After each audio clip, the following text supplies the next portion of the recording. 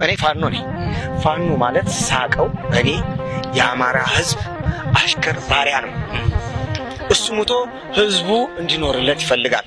ስለዚህ አሁንም የክልላችን መንግስት ይህን ፋኖ ብትደግፈው እንደሌላ ጥላቻ ባታረገው እኔ ደስ ይለኛል። ስልጣን ፈላጊ ህግ ይከበርልን።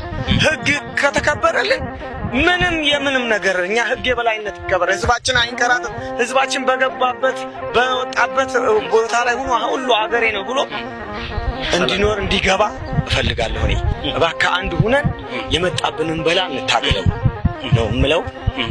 መንግስትም አሁን የክልላችን መንግስት አሁንም እኔ የምለው መልእክት እባክህ ቆም ብለህ አታሳደንኛል።